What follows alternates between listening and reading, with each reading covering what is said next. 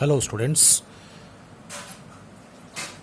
we were discussing about refractive index and now I'll explain you the factors affecting the critical angle and let us understand something from here. Look at this. Refractive index of diamond with respect to air is 2.4. Okay. Now from here we are going to calculate the critical angle. So sin C is equal to 1 by A and D. This is with respect to refractive index of diamond with respect to air. So that is 2.4. Now sin C is equal to 1 by 2.4. Now when you calculate the value by the formula, so C is equal to 1 by 2.4, that is equal to, when we find out the value of 2.4, then when we will change it into the angle, try to find out the sine value of that value 2.4, we will get 25 degree.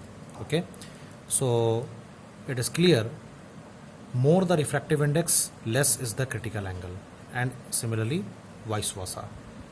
Here you can see more the refractive index. Refractive index is 2.4, it is high, so angle is very less. Look at here, the refractive index of water is more. Here you can see the angle of critical angle of water is 49 degree to 50 degree. So this shows that the refractive index of water is less.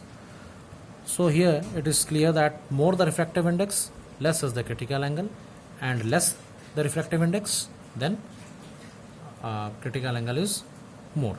Okay, so now come to the factors which affect critical angle. Refractive index is the first factor.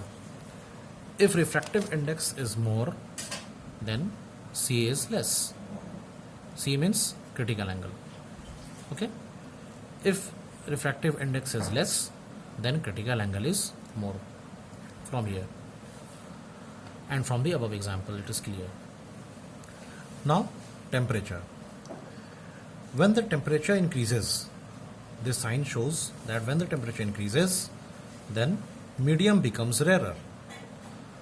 Now it is very clear, as you all know, that when the temperature is increased, there is much more vibration in the molecules, and due to which molecules move apart to great distances. This way the medium becomes quite rarer, and in that case refractive index of rarer medium is less. Okay, so in this case critical angle, or C, will be more. Now come to the wavelength. Wavelength means scattering, how much a light can scatter, how much a particular how much a particular ray of light can scatter. This is calculated by wavelength. So if it is more, then refractive index is less. Okay, and if the refractive index is less, then critical angle is more. Okay, now come to the color. Actually this point is the part of this point, but I am explaining it in detail. So color is, when you look at the color of 7 colors of a rainbow or a white light, then it comes to VIBGYOR: violet, indigo, blue, green, yellow, orange, red. And you know, these colors are arranged in increasing order of the wavelength. Okay, smallest wavelength is of the violet. Violet is at the starting, so it has the smallest wavelength, and red has the greatest wavelength.